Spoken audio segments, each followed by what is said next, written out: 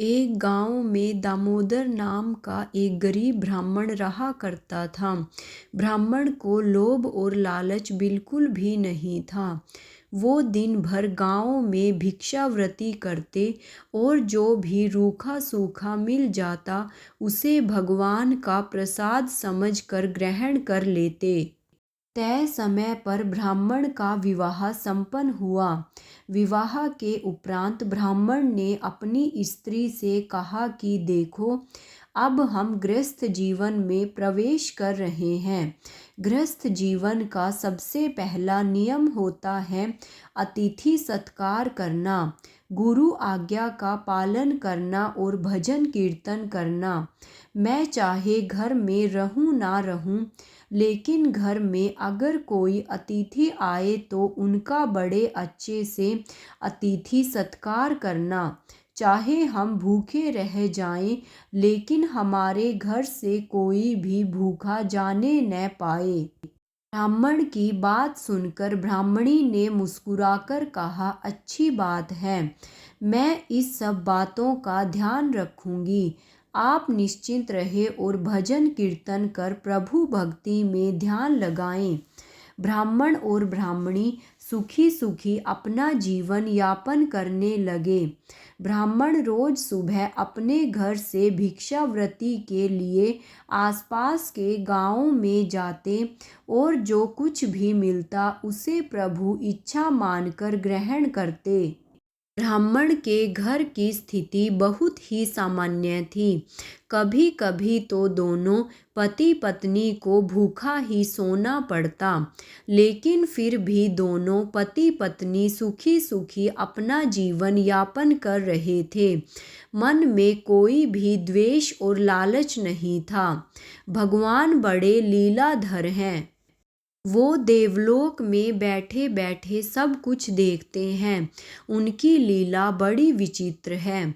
वो समय समय पर अपने भक्तों के दुख हरने किसी ना किसी भेष में आते रहते हैं।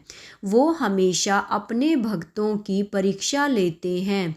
एक दिन ब्राह्मण की भक्ति और त्याग से प्रसन्न होकर भगवान ब्राह्मण के घर साधु का वेश धारण कर ब्राह्मण की परीक्षा लेने पहुँचे।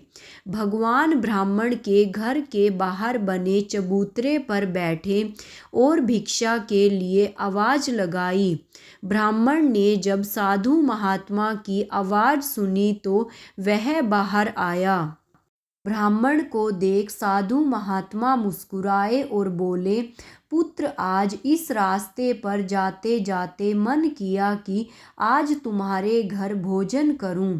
ब्राह्मण ने प्रसन्नतापूर्वक साधु महात्मा को नमन किया और बोला, महाराज, बड़ी अच्छी और प्रसन्नता की बात है कि आज आप हमारे घर भोजन करने के लिए पधारे हैं। आइए भीतर चलिए। इतना कहकर ब्राह्मण साधु महात्मा को घर के भीतर ले आया और बिछौना बिछाकर विश्राम के लिए निवेदन किया। देवयोग से उस दिन ब्राह्मण को भिक्षा में एक दाना नहीं मिला था। उसने रसोई में जाकर देखा तो रसोई में अन्न का एक दाना भी नहीं था। ब्राह्मण ने सोचा, अब क्या करें? आज तो भिक्षा में कुछ भी नहीं मिला। हम तो भूखे रह सकते थे, घर आए अतिथि को भूखा कैसे जाने दें? घर में फटे पुराने कपड़ों और बर्तन के अलावा कोई भी सामग्री नहीं थी। ब्राह्मण ने अपनी स्त्री से कहा कि आज हमारे घर से अतिथि भूखा ही चला जाएगा। हमने आज तक भगवान की जो भी भक्ति की है उसका कोई मोल न रह जाएगा। ब्राह्मण की पत्नी ने कहा, आप घबराते क्यों हैं? कुछ ना कुछ जतन तो हो ही जाएगा। पत्नी की बात सुनकर ब्राह्मण ने ब्राह्मणी से पूछा, तुम्हारे पास कोई गहना है? ब्राह्मणी बोली, गहना तो नहीं है और कपड़े भी फटे पुराने हैं। पत्नी की बात सुनकर ब्राह्मण बोला, तो फिर अतिथि सत्कार कैसे करेंगे? ब्राह्मणी बोली, आप नाई की दुकान से कैंची ले आओ। ब्राह्मण नाई की दुकान से कैंची ले आया। ब्राह्मणी ने अपने सर के केश अंदर अंदर से काट लिए और बाहर से केश बांध लिए। अपने केश ब्राह्मण को देकर ब्राह्मणी बोली, आप बाजार में जाकर ये केश बेच आओ और इनसे जो कुछ भी रुपए मिले उनसे दाल चावल लेते आना। ब्राह्मण बाजार गया और केश बेचकर बाजार से दाल चावल ले आया। दोनों पति पत्नी ने बड़े आदर से साधु महाराज को भोजन कराया। भोजन कर साधु महात्मा बोले, वत्स, इस भरी दोपहर में अब मैं कहाँ जाऊँगा, इसलिए आज दिन में तुम्हारे यहीं विश्राम कर लेता हूँ। साधु महाराज की बात सुनकर ब्राह्मण ने प्रसन्नता पूर्वक कहा, बड़ी अच्छी बात है महाराज, आपकी सेवा का इससे अच्छा अवसर नहीं मिल सकता। इतना कहकर ब्राह्मण साधु महाराज के चरणों के पास बैठकर उनके पैर दबाने लगा। अब परेशानी महाराज के शाम के भोजन की थी। ब्राह्मण फिर महाराज के भोजन की चिंता करने लगा।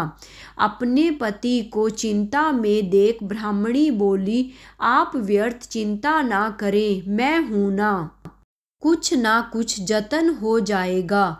शाम को ब्राह्मणी ने अपने सर के बचे हुए केश काटकर ब्राह्मण को दिए और ब्राह्मण से दाल चावल खरीद लेने को कहा। ब्राह्मण बाजार से दाल चावल ले आया।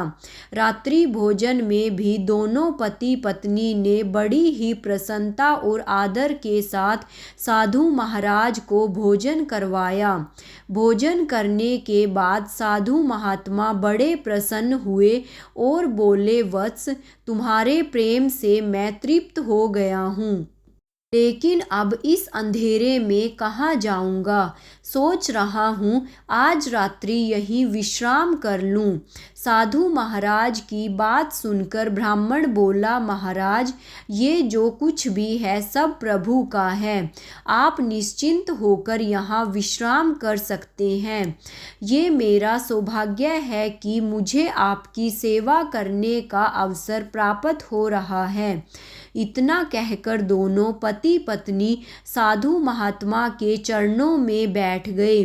साधु महात्मा के सो जाने के बाद महात्मा के चरणों में ही दोनों पति पत्नी सो गए।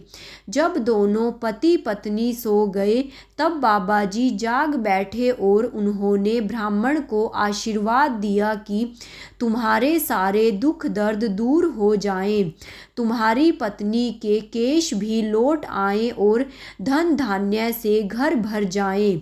इतना कहकर साधु महात्मा अंतर ध्यान हो गए। सुबह जब ब्राह्मण और उसकी पत्नी उठे तो उन्होंने देखा कि उनके कपड़े ठीक हो गए थे। ब्राह्मणी के केश भी वापिस आ गए थे, लेकिन साधु महात्मा कहीं दिखाई नहीं दे रहे थे। उन्होंने सोचा, हो ना हो वो कोई पहुँचे हुए साधु महात्मा थे जो हमें आशीर्वाद स्वरूप ये सब दे गए हैं। ब्राह्मण ने जब अपने घर को देखा तो वह रोने लगा कि महाराज, हमने आपको पहचाना नहीं, कहीं हमसे महाराज की सेवा में कोई कमी तो नहीं रह गई। हम अनजान थे महाराज, हमें क्षमा करो। ब्राह्मण की विनती सुनकर भगवान प्रकट हुए और बोले, तुम्हारे प्रेम पूर्वक भोजन करवाने से मैं बहुत तृप्त हुआ, तुम सुखी रहो। इतना कहकर भगवान अंतर ध्यान हो गए।